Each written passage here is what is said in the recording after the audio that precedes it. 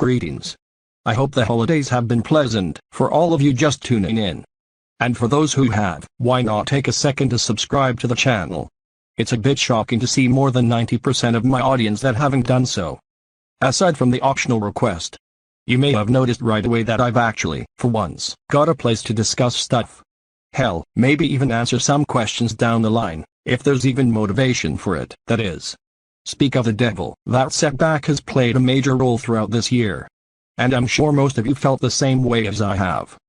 Nonetheless, 2022 has actually been quite a major year for me. Both in good, but also king the turbulent. I'll start with the latter. Russia's attempt to regain older territory has shown that the Kremlin is not the superpower most believed it was. Let's just hope the nukes aren't on their mind. And if they are, we're pretty much fucked. ASO2 oddly had a lot of potential going for him, but just ruined it right when he started to expel, and quote-unquote, disown, some of his villain characters. This was the guy who helped regain my motivations for videos, as well as other folks. But we'll get to them later. Overall, he's a cool person, but content-wise, usually churns out predictable, mediocre, and quiet personally, mean-spirited videos. You ever wonder why I don't monetize my channel? You can thank an unexpected change in policy on YouTube's behalf. Not only that, but there's now a higher chance of age restriction to occur now. While this isn't anything to worry about on my end, I do fear for others. Facebook's Meta phase, and Elon Musk's ownership of Twitter, have only brought disastrous consequences to their presence in the future. One of the worst corporate mergers known to man. End of story. I don't get why people are into monkey JPEGs. They're fucking worthless. Though do feel free to screenshot. A major development that occurred early in the year was Cyan's kinky behavior. I have a whole video going through most of what he did. There were many notable people that lost their lives this year, including Gilbert Gottfried, Queen Elizabeth, Pele, and Kevin Conroy. There's many more I'd add, but I don't want to overstay the section's welcome, so let's proceed to some more positive stuff. This year's slated content continued my grounded-esque plotlines. This also marked the return of old concepts, such as Clyde, who I once used in some of my first ever GA videos. This year also introduced many new OCs, including the Blue Hawks pack and the best sectionals. I hope to make new content with them during 2023. While not exactly that present in the community, I did manage to make a few new friends this year. First is Aries, who I met around the time ASO2's content wasn't as good. They helped get me into scripting, as well as getting me more invested in ASO2's characters. And then there's Mardevil, who is currently developing a series named Ambitious. He and I were originally a part of a production by Finspin, who sadly left the community. On the more real-life side, COVID hasn't really been on many's minds that much, since the influx of vaccines that combat this virus. Despite this, the virus still remains a global issue, though it's not as troublesome anymore. On the movie ends of things, Sonic 2, Puss in Boots, The Last Wish, Wendell and Wild, and The Bad Guys were major releases on both the big screen and streaming. I've so far seen only Sonic and The Bad Guys, which were pretty fun movies in their own right. I'll be checking out the latter two later down the line. If we're talking video games, Pokémon Legends Arceus and the Scarlet and Violet games have been pretty major this year. Same goes for the Skywalker Saga and NFS Unbound. So all that summarizes 2022. Quite an up and down one, but much better than the last two. Now, how about we discuss the plans I've got for the new year? For those who have noticed, I have decided to slightly rename the channel from Raycynical to Raycynique. You may be asking, why the sudden name change? There's only a few reasons to answer that. For why I'm phasing out the Raycynical name, the name shares elements from Pyrocynical, which while I don't consider that as a bad thing, I've personally found the name just not as unique anymore. I'll admit, the name does fit most of my views on a lot of stuff, but I do feel many outsiders who encounter the channel will be confused and judgmental by the name alone. As of course, not every form of my content is, quote-unquote, cynical. As for why I'm actually going forward with the name change, I find the name better with the content I'm making. Unlike the last name, Raycynique takes inspiration from a certain Daft Punk track named Musique, a fun song that came from their Daft Punk EP. For those wanting to figure out how to pronounce a name, Cynique is pronounced with an eek, the nick. Raycynique may not only apply to just a YouTube channel, but hell, maybe in the future, it'll play a vital role for whatever career I go for. But we will see.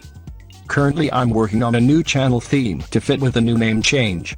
So expect to see a placeholder icon until the changes are complete. Now, let's get into some content related news. We'll get through the bag first, as there's only a few things I need to mention. The remaining parts of the Liliana Gets a Job series will not be moving forward. Same goes for the Liliana Shitpost series too. In my honest opinion, I never quite liked the turnout of the job video, and hell, even the vids that came before that were tied with this unneeded Kalu DLC sidling.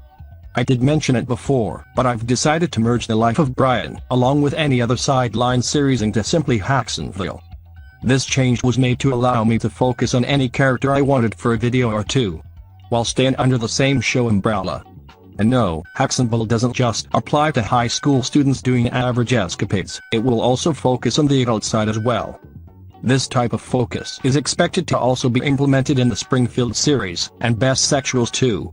However, those will be more story-driven than Hacksonville. Now, on with the more positive content-related news. For those who remember, I showcased a content slate that detailed what I currently had in the works. 3 of them had the most developed, which include Raycynique Gets Physical, which tackles the rivalry between her and Jaina. Brian and Eric, which follows Brian spending the day with his annoying cousin, Eric. And finally, Sage's Cruel Prank, which is a follow-up to Samantha Confronts Sage. Everything else in this content slate, however, has drastically changed, as you just saw. Now, as for the in development section, these are just ideas I could do in the future. With the exception of Best Sexuals, the projects that could see the light of day include a Breaking Back parody, and a potential sequel to the Grand Caleb. And to those who are questioning what the hell that is, it was a collaboration between me and a bunch of other underrated Go animators that released in summer 2019. The Caleb was actually on my channel for a while, until COVID happened. Along with other factors, such as being killing off the old video maker. Currently, my friend GoTest has held on to the archiving rights to the Caleb for a couple of years now, which I will link in the description below for those wanting to watch it. I'm not exactly saying the Caleb's happening, but if it does, expect it to be one of the first things to be developed when Flash Themes comes out. Now as for the Breaking Back parody, I already made something of that nature, but it's more of an animated shitpost than a full-length animation. Currently, there's no intentions on making the parody just yet, as I've made a goal to watch the entire show before going forward. But then again, this is an idea that might not see the light at the moment. So do take this news with a grain of salt. Aside from that, let's get into projects that aren't on my slate, yet are continuing to be developed as we speak. Firstly, Substitute Shenanigans. I won't discuss much about this video, but development-wise, it's a bit far from finished. There are plans to continue the misadventures of the Blue Hawks pack, however, VoiceForge issues may put some episodes on indefinite hold. Same case for Brian Gets Framed, which was intended to be the first episode of the Scrap Life of Brian series. There's also some other stuff that intends to add more world building to the Hacksonville series, including a few grounded test videos. A look into some businesses that go on in the city, as well as introducing a couple new characters here and there. Now, as for Best Sexuals, which is the oldest out of all my planned projects, could have a video featuring them this year. Though do expect major changes to certain characters. Finally, there are plans to release another unfinished compilation, which will include a plethora of never-before-seen content during 2020 to now. I'm not assuring these videos will actually be on the comp, as they were developed on older builds of Wrapper, and I am honestly unsure if they will be even recordable. And that pretty much sums up all that's planned for the year. Though, again, all of this should be taken with a grain of salt, as I don't just solely focus on YouTube. There are other interests that I, and many of you have, after all.